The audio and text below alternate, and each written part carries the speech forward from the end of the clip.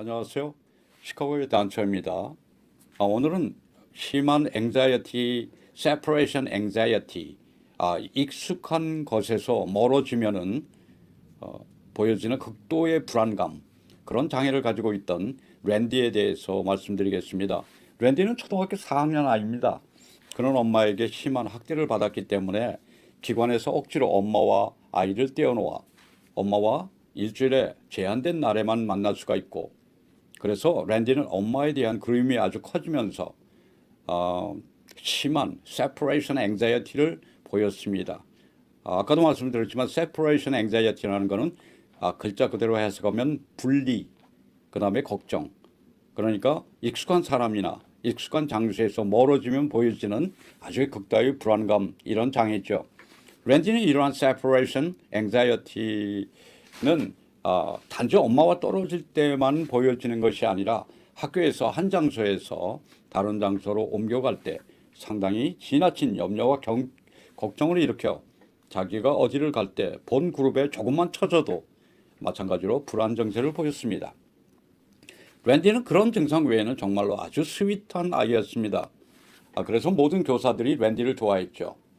어느 날 날씨가 좋아 교장이 아이들을 데리고 공원으로 데리고 가서 아웃도어 피크닉을 하는 것이 어떠냐고 말해 우리는 학교에서 150m 떨어져 있는 공원을 가기로 결정하고 한 30명 정도의 학생을 6명의 선생들이 인솔에 갔습니다. 일단 밖으로 나가면 가장 힘든 일이 아이들의 통솔하는 문제죠.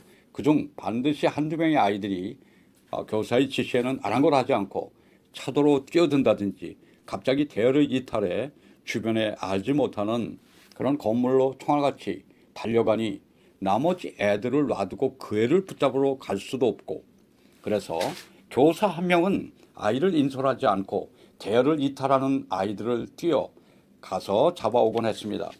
물론 그 교사는 육상 선수 모양 아주 잘 뛰고 힘도 셌습니다. 이렇듯 밖에서 신선한 공기를 마시며 뛰어놀 수 있는 기회는 귀중하고 대부분 아이들에게는 필요한 시간이었습니다. 그러나 학교 밖을 나가는 순간부터 돌아올 때까지 교사들은 아이들의 안전 때문에 마음을 놓을 수가 없고, 모든 아이들이 안전지역에 도착할 때까지 아이들의 일거일동을 지켜보며 위급 상황을 또 염두에 두어야 하기 때문에 교사들은 밖으로 나가는 것을 그렇게 좋아하지 않았습니다. 그날 랜디는 내 그룹을 원했습니다. 아이들은 개인적으로 자기가 좋아하는 교사와 같이 그룹이 되어 가는 것을 원하는데, 잘생긴 랜디는 늘 여자 선생들의 차지였습니다. 그런데 그날 무슨 일인지 랜디는 나하고 가기를 원했습니다. 얼굴을 보니 기분이 그리 좋지도 않은 것 같은데, 랜디는 무엇이든지 쉽게 생각하고 쉽게 결정하는 타입이 아니었습니다. 늘 염려가 앞서는 아이다 보니 행동이 굼껴서 항상 마지막으로 나오다가 앞에 가는 아이들을 따라가려고 아주 서두릅니다. 그러다 보니 건널목에서 차가 오든 말든 차도 안으로 뛰어들어가 나는 깜짝 놀라서 그 아이를 잡은 내 손을 더 힘을 주어 그의 손을 꼭 잡았습니다. 그러니 랜디는 소리를 지르며 손을 놓으라고 펄펄 뜁니다. 시카고의 남쪽 지역은 순찰을 도는 경찰들을 자주 보게 됩니다. 더구나 길거리에서 고래고래 소리를 지르면은 우리 애들에 대해서 잘 모르는 일반인들은 마치 어른과 아이 사이에 뭔가 심상치 않은 문제가 난 거로 생각을 합니다. 사실 나도 이 학교에 근무하기 전에는 육체적인 장애인들은 알고 있었지만은 지적, 행동, 분노 조절 장애인에 대해서는 전혀 알지 못했습니다. 일반인들의 따가운 눈총과 랜디 말고 나의 그룹에 있는 아이들이 동요할까 봐 나는 다시 또 내 손에 힘을 주고 랜디를 움켜잡았습니다. 갑자기 랜디가 소리를 지르며 사람들을 향해 나를 가리키며 He is a kidnapper. He is kidnapping me.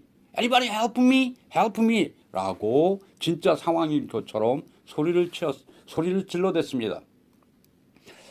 이 얘기는 이놈이 날 납치한다고 이렇게 소리를 질러대니 길가에 가던 사람들이 하나씩 발걸음을 멈추고 내 곁으로 오는데 이 상황을 설명하기는 이미 글러먹었습니다. 그들의 눈에는 의심이 가득 찬 눈초리로 쳐다보며 내게 What's going on? 하며 노기가 서린 말로 내게 물었습니다. 그런 사이에 누가 연락을 했는지 저쪽에서 경찰차가 불을 번쩍이며 내 쪽으로 오더니 나를 붙잡았습니다. 난 내 근무지, 학교, 직책, 이름들이 들어있는 명찰을 늘 몸에 지니고 다니는데 댄디와 씨름을 하는 통에 그게 보이질 않으니 날 수갑을 채우려고 했습니다. 미국 사회에서 소수민족에 속하는 아시아 놈이 백주에 아이를 납치한다는 상황을 이미 머리에 갖고 있던 경찰들을 이해시키기는 눈치를 보니까 10%의 성공 확률도 없었습니다. 사실 미국에서 소수민족들의 피해는 미국 경찰들에게는 아주 눈곱에 떼만지도 못하게 편파적으로 대접받고 그냥 슬그머니 끝난지 안 끝난지도 모르게 끝나는 그런 경우가 비일비재합니다. 난 속으로 침착하자라고 되뇌며 경찰에게 말했습니다. 수갑을 채우기 전에 저 앞 건물에 교장이나 비서에게 나의 신원을 확인하게 해달라. 그렇게 말하며 내가 교사라는 것을 밝혔습니다. 그제서야 두 명의 경찰들은 나와 함께 있는 아이들이 조금 달라 보이는지 주춤했습니다.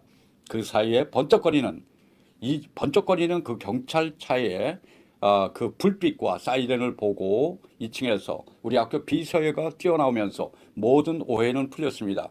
아무것도 모르는 일반인들은 아직도 날 반쯤 진짜 유괴범으로 노려보고 있었습니다.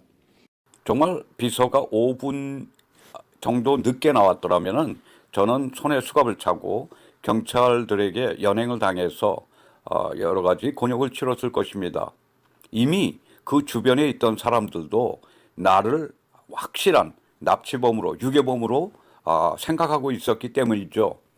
그 후부터 저는 정말 이 아이들을 하고 이 특수 학교에서 있는 아이들과 같이 근무한다는 것이 얼마나 어려운가. 그리고 또 한편 정말 제가 이 일을 해야 되나라는 회의감이 왔습니다. 오늘 이야기는 여기까지입니다. 다음에 또 다른 이야기로 여러분들을 찾아뵙겠습니다. 감사합니다.